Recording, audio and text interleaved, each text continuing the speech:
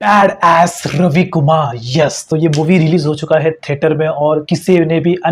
Expect नहीं किया था कि ये मूवी लोगों को बहुत ज़्यादा पसंद आएगी। मैंने तो बिल्कुल भी एक्सपेक्ट नहीं किया था। मैं तो सोचा ये मूवी कब रिलीज होगा, कब इसका ट्रोलिंग शुरू होगा, क्योंकि जब इसका टीजर आया था बैड एस रवि कुमार का, लोगों ने बहुत बहुत जम के इसको ट्रोल किया था सोशल मीडिया पर, मीम पेज पर, यूट्यूब क्रिएटर सब इसका मजाक बना रहे थे। उसके बाद जब इसका ट्रेलर आया तो भी इसका जो ट्रोलिंग है वो चालू था। लेकिन जैसे ये मूवी रिलीज हुआ, लोगों का जो एक्सप्रेशन है, जितने भी ट्रोलिंग करने वाले लोग हैं, सब लोग शॉक्ड हो गए। इवन मैं भी शॉक्ड हो गया था जब मूवी रिलीज हुआ था। वैसे देखो, लोगों का पब्लिक रिव्यू एंड रिएक्शन मतलब बहुत अच्छा था इस मूवी को लेकर। तो यस, अगर आपने बैड एस रवि कुमार देख लिया है या नहीं भी देखा है, ऐसे केसेस में अगर आपको जानना है इस मूवी की पूरी स्टोरी, कि मूवी का पूरा स्टोरी क्या है, किस कॉन्सेप्ट पे मूवी है, तो आज का वीडियो पूरा देखना। तो आज हम देखने वाले हैं बैड एस रवि कुमार का पूरा मूवी एक्सप्लेनेशन, पूरा मूवी का स्टोरी, जिससे कि आपको आइडिया आ जाएगा कि मूवी कैसा है, उसका स्टोरी क्या है। लेकिन उससे पहले अगर चैनल पे पहली बार आए हो तो सब्सक्राइब जरूर कर लेना ऐसे और वीडियोस देखने के लिए। वीडियो देखने वाले हैं वो है BNN रिव्यू यूट्यूब चैनल से। तो चलो देखते हैं बंदे ने किस तरीके से मूवी को एक्सप्लेन किया है। सो 3, 2, 1 स्टार्ट। स्वागत है आप सभी का हमारे चैनल की एक बिल्कुल ही नई वीडियो के अंदर, जहां पर आज की इस वीडियो के अंदर हम बात करने वाले हैं हिमेश रेशमिया की latest movie badass Ravi Kumar के बारे में। ये badass Ravi Kumar movie India के अंदर 7 फरवरी को रिलीज हुई है। और अगर इस मूवी की बात करें तो ये एक एक्शन मूवी है जिसके अंदर बहुत सारे डायलॉग्स हैं। और इस मूवी के अंदर जैसे डायलॉग्स और जैसा एक्शन दिखाया गया है, उसे देखकर या तो आपको बहुत गुस्सा आएगा या फिर बहुत ज्यादा हंसी आएगी। और ऐसा इसीलिए दोस्तों क्योंकि इस मूवी के अंदर लॉजिक नाम की कोई चीज नहीं है। बाकी अगर आपको इस मूवी में थोड़ा सा भी इंटरेस्ट हो तो मैं आपको यही बोलूंगा कि आप इस मूवी को थिएटर्स में ही देखें, क्योंकि थिएटर्स के अंदर ही आपको इस मूवी के डायलॉग्स और एक्शन का पूरा मजा मिलेगा। लेकिन हाँ, अगर आप लोग इस मूवी की स्टोरी जानना चाहते हैं तो वो आप सबको यहीं पता लग जाएगा, क्योंकि इस वीडियो के अंदर मैं badass Ravi Kumar movie की स्टोरी को डिटेल्स एक्सप्लेन करूंगा। आपको वीडियो पसंद आए तो वीडियो को लाइक करना, कमेंट्स के अंदर बैड एस रवि कुमार जरूर लिखना, और जिन्होंने चैनल सब्सक्राइब नहीं करा वो जल्दी से सब्सक्राइब भी कर लेना। तो फिर आइए अब हम बिना किसी देरी के आज की इस कमाल की वीडियो को स्टार्ट करते हैं।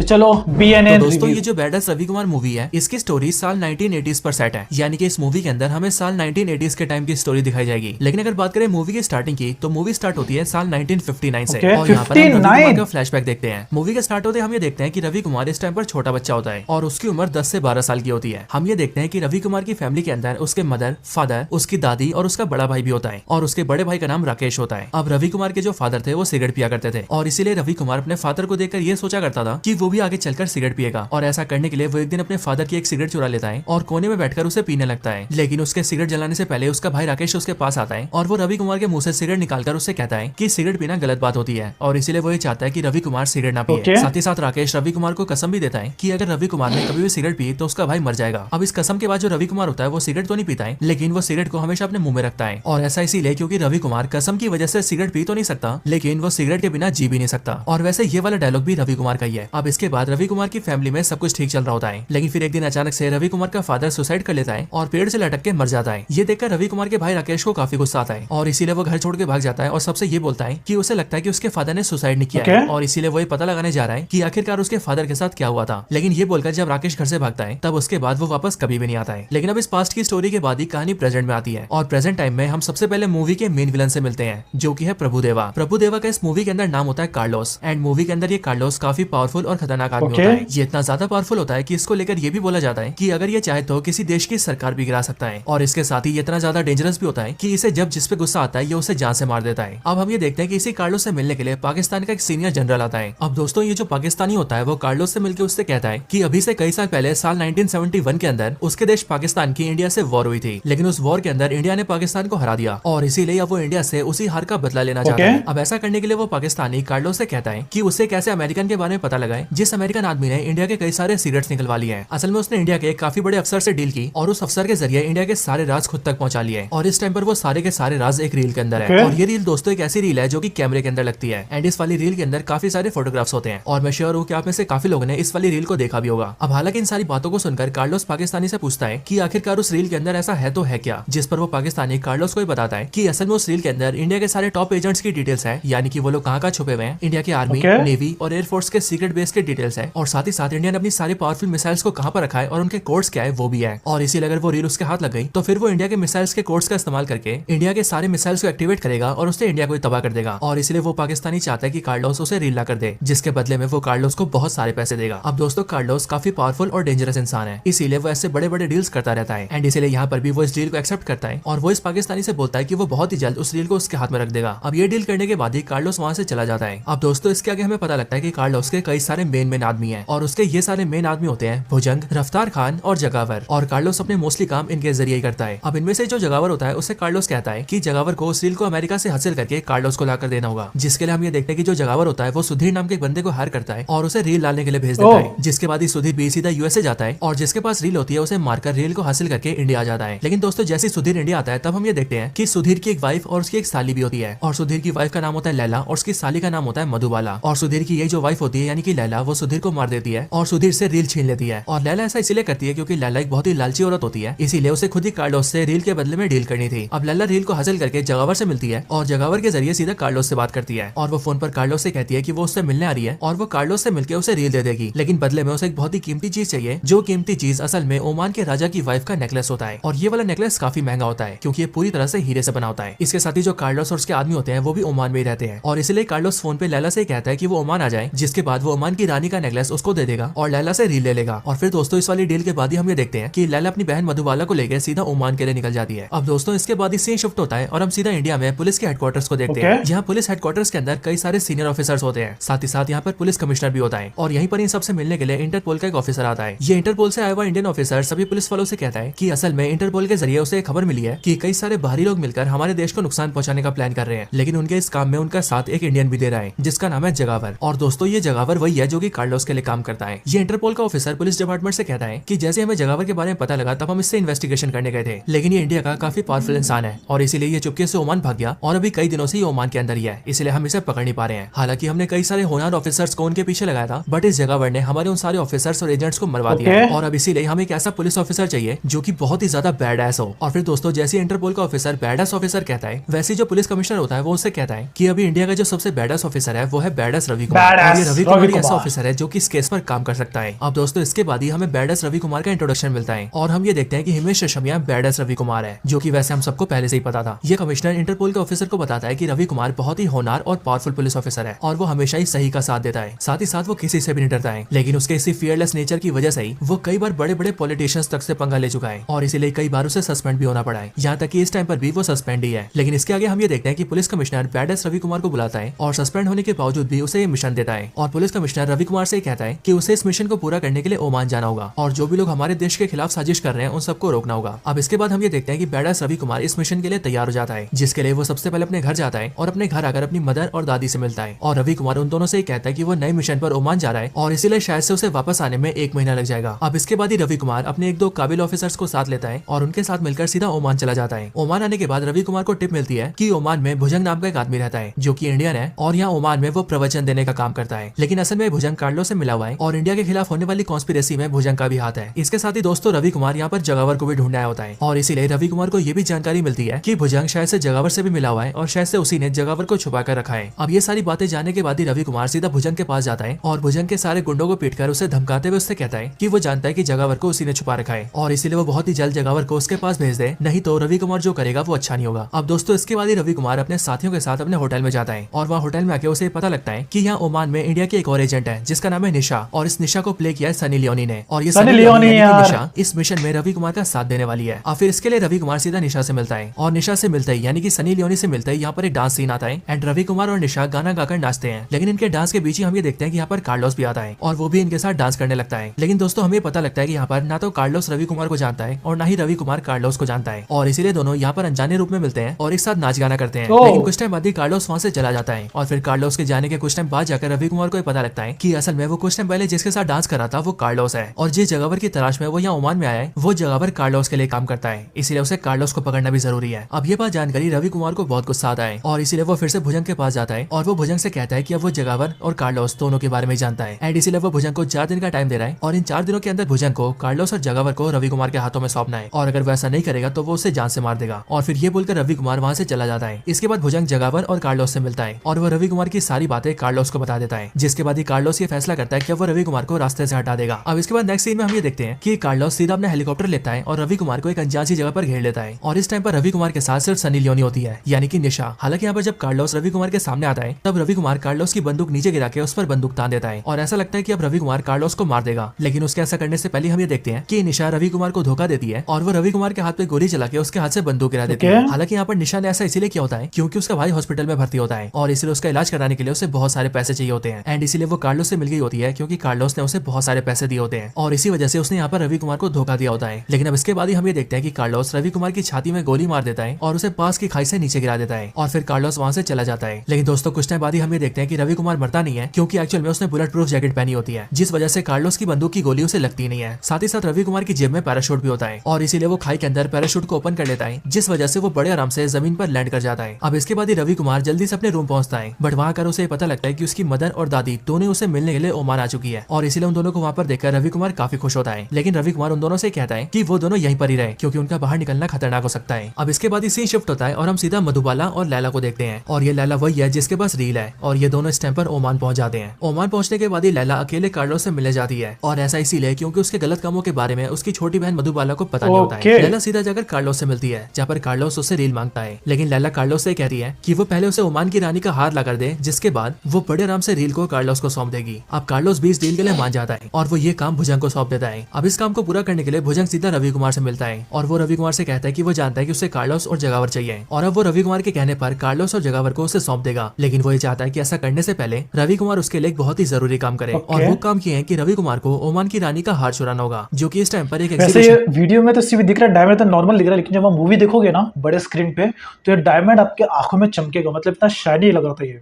कैसे बनाया रहेगा आई डोंट नो, बट में बहुत ही सिक्योरिटी से रखा गया है। अब हम ये देखते हैं कि रवि कुमार इस डील के लिए मान जाता है और वो भुजंग की डील के हिसाब से सीधा ओमान की रानी का हार लेने जाता है, जो कि इस टाइम पर बहुत ही ज्यादा सिक्योरिटी में रखा गया होता है। लेकिन हम ये देखते हैं कि रवि कुमार यहाँ पर घुसता है, उस पूरी जगह में अंधेरा करता है, वहाँ के लेजर से बचता है और बड़ी सफाई से ओमान की रानी का हार चुरा लेता है। लेकिन रवि कुमार जैसे हार को चुराता है वैसे हम ये देखते हैं कि भुजंग रवि कुमार को धोखा दे देता है और वो अपने कई सारे आदमियों को रवि कुमार के पीछे लगा देता है ताकि वो सब लोग मिलकर रवि कुमार को जान से मार दे और उससे हार छीन कर ले आए, ताकि भुजंग का बॉस कार्लोस हार के बदले में लैला से रील की डील कर ले। अब रवि कुमार भुजंग के सारे आदमियों से बचते हुए भागने लगता है, लेकिन भागते हुए उसे लैला की बहन मधुबाला मिलती है और हमें पता लगता है कि रवि कुमार और ये मधुबाला काफी साल पहले एक दूसरे से बहुत प्यार करते थे। लेकिन लैला ने अपनी बहन मधुबाला को रवि कुमार से दूर कर दिया था, जिस वजह से उन दोनों को अलग होना पड़ा। लेकिन आज यहाँ ओमान में रवि कुमार और मधुबाला एक बार फिर से मिल जाते हैं और इसलिए मिलकर वो साथ रहने का फैसला करते हैं और एक दूसरे से फिर से प्यार का इजहार करते हैं। अब इसके बाद ही रवि कुमार भुजंग के सारे आदमियों से बच जाता है और मधुबाला को एक होटल रूम के अंदर डाल के खुद भुजंग की तलाश में निकल जाता है। लेकिन उसके बाद ही हम ये देखते हैं कि कार्लोस और भुजंग मिलकर रवि कुमार की लव इंटरेस्ट मधुबाला को और रवि कुमार की मदर और उसकी दादी को सभी को किडनैप करके अपने अड्डे पर ले आते हैं और रवि कुमार को फोन करके बोलते हैं कि अगर वो मधुबाला अपनी मदर और अपनी दादी की जान सलामत चाहता है तो ओमान की रानी का जो हार उसने चोरी किया है वो चुपचाप कार्लोस के अड्डे पर ले आए। अब ये खबर मिलते ही रवि कुमार जल्दी से अपने साथियों को साथ लेता है और ओमान की रानी का हार लेकर सीधा कार्लोस के अड्डे पर आता है। यहाँ आने के बाद रवि कुमार ये देखता है कि कार्लोस के आदमियों ने उसकी मदर, उसकी दादी और मधुबाला तीनों को बंदूक की नोक पर रखा है और यहाँ कार्लोस के अड्डे पर ही जगावर, भुजंग, लैला और इवन वो पाकिस्तानी भी है जिसने कार्लोस के साथ डील करी है। अब रवि कुमार के यहाँ पर आने के बाद ही हमें ऐसा लगता है कि शायद से कार्लोस रवि कुमार को मार देगा, लेकिन मारने से पहले कार्लोस उसे बताता है कि असल में वो रवि कुमार के बारे में पहले से ही जानता है, क्योंकि जब वो छोटा था तब उसके फादर ने आत्महत्या कर ली थी। लेकिन एक्चुअल में उसके फादर ने आत्महत्या नहीं की थी, बल्कि असलियत तो ये थी कि उसने यानी कि कार्लोस ने, भुजंग ने और जगावर ने तीनों ने साथ मिलकर रवि कुमार के फादर की सारी प्रॉपर्टी छीन ली थी और फिर उन तीनों ने मिलकर उसके फादर को जान से मार दिया और उसे मार के पेड़ से लटका दिया ताकि उसके फादर की मौत एक आत्महत्या लगे। साथ ही साथ रवि कुमार का एक बड़ा भाई भी था जिसका नाम राकेश था और उस राकेश को ये पता लग गया था कि उसके फादर को हमने मारा है एंड इसीलिए हमने उस राकेश को भी मार दिया। अब यहाँ पर रवि कुमार को जैसे ही ऐसा पता लगता है कि उसके फादर और बड़े भाई को कार्लोस, भुजंग और जगावर ने मिलकर मारा है, वैसे रवि कुमार को बहुत ज्यादा गुस्सा आता है और इसीलिए रवि कुमार गुस्से में आकर कार्लोस के सारे गुंडों से भिड़ जाता है और अपनी एक खिलौने वाली बंदूक को हासिल करके सीधा सब पे चलाने लगता है और फिर देखते देखते रवि कुमार कार्लोस के सारे गुंडों को उड़ा देता है और फिर उसके बाद वो जगावर और भुजंग दोनों को भी मार देता है। इसके बाद ही वो आखिरी में कार्लोस को मारने के लिए उसके पास जाता है, लेकिन मरने से पहले कार्लोस उससे कह रहा है कि वो रवि कुमार को एक चैलेंज दे रहा है। चैलेंज ये है कि यहाँ पर अब कार्लोस डांस करेगा और उसके डांस मूव्स के बीच में रवि कुमार को उस पर गोली चलानी होगी और ऐसा करने के लिए वो रवि कुमार को टोटल 3 मौके देगा, यानी कि रवि कुमार 3 बार कार्लोस पर गोली चला सकता है और अगर इस 3 में से एक बार भी कार्लोस को गोली लग गई तब तो एज ऑफ कोर्स कार्लोस मर जाएगा और रवि कुमार की जीत होगी। लेकिन अगर इन तीनों ही बार कार्लोस ने डांस करके गोलियों को डॉज कर लिया तो फिर कार्लोस जीतेगा और वो रवि कुमार को मार देगा। अब रवि कुमार इस चैलेंज के लिए हाँ बोल देता है, जिसके बाद ही कार्लोस डांस करना स्टार्ट करता है और रवि कुमार उस पर बंदूक तान के गोलियां चलाता है। लेकिन रवि कुमार जब पहली और दूसरी बार गोली चलाता है तब कार्लोस डांस करते करते उसकी गोलियों को डॉज कर लेता है और अब इसीलिए रवि कुमार के पास आखिरी मौका होता है। लेकिन रवि कुमार तीसरे टाइम पर फोकस करता है और इसीलिए वो तीसरी बार में कार्लोस को गोली मार देता है, जिससे कि रवि कुमार की इस चैलेंज में जीत होती है। हालांकि रवि कुमार को ऐसा लगता है कि उसने कार्लोस को मार दिया है, लेकिन अगले पल हम ये देखते हैं कि कार्लोस मरता नहीं है और इसीलिए वो वहां से भाग जाता है। लेकिन फिर रवि कुमार भी जल्दी से कार्लोस का पीछा करता है और उसे पकड़ के अपनी बंदूक से उसका भेजा उड़ा देता है, जिसके बाद कार्लोस का दी एंड हो जाता है। और फिर इसके बाद ही दोस्तों रवि कुमार उस रील को हासिल कर लेता है जिसके अंदर इंडिया के सिगरेट्स होते हैं, और फिर इसके बाद ये पूरी movie suede S Ravi Kumar का पूरा मूवी स्टोरी एक्सप्लेनेशन आपने देख लिया BNN रिव्यू यूट्यूब चैनल से। वैसे देखो, मैंने मूवी को जब देखा था ना, वैसे जब मूवी का टीजर आया था, ट्रेलर आया था, तो मुझे लगा था यार मूवी नहीं टिकेगी, 20-30 करोड़ का बजट है मूवी का, नहीं टिकेगा, अपना कलेक्शन ही कवर करे। लेकिन इसने अपना कलेक्शन तो कवर किया है और उसके अलावा भी और ज़्यादा छाप रही है मूवी। अब तक तो 100-150 करोड़ छाप ही लिया हुआ मूवी ने। लेकिन अनएक्सपेक्टेड मेरे को लगता है, जिस तरीके से वो हिमेश रेशमी, मैंने स्टार्टिंग में जब मूवी का टीजर डाला था सॉन्ग में, जिसमें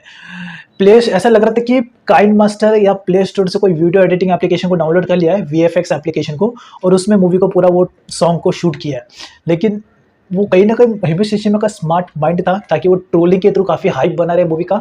और 2.5-3 साल के बाद अभी मूवी रिलीज हो रहा है और मूवी ने ब्रेक रिकॉर्ड कर दिया है अच्छा खासा कलेक्शन करके। मतलब अनएक्सपेक्टेड, किसी एक्सपेक्ट नहीं किया था कि हिमेश रेशमिया का ये मूवी इतना ज़्यादा अच्छा होगा। लेकिन VFX के पॉइंट ऑफ व्यू के हिसाब से मूवी डाउनग्रेड है, लेकिन 90s 80s के हिसाब से उस समय पे जैसा सिनेमा था, तो उसी का ही मिक्सचर आपको इस मूवी में देखने को मिलेगा। तो ऑब्वियस सी बात है, लॉजिक लेके मत जाना। एंटरटेनमेंट पॉइंट ऑफ व्यू के हिसाब से मूवी आपको बहुत एंटरटेन करेगी। लोग बहुत हंस रहे थे, मेरे बाजू में भी बहुत सारे लोग बैठे थे, सब हंस रहे थे, पूरी फैमिली इंजॉय करी थी इस मूवी को। मतलब हिमेश रेशमिया ने अपना खुद का मजाक बना के लोगों को हंसाया इस मूवी में। तो बहुत अच्छा, ये एक टैलेंट आप इसको बोल सकते हो। तो ओवरऑल आप लोगों को मूवी कैसा लगा कमेंट सेक्शन में जरूर बताना। और अब तक आपको मूवी का स्टोरी भी समझ में आ गया, तो ऑब्वियस सी बात है आपको वापस मूवी देखने की जरूरत पड़ेगी नहीं। अगर आपको वीडियो पसंद आया है तो आप जाके मेरे वीडियो लिस्ट में जाके और भी वीडियोस को चेकआउट कर सकते हो, और चैनल को जरूर सब्सक्राइब कर लेना मूवीज़ के रिलेटेड ऐसे और वीडियोज़ देखने के लिए। तब तक के लिए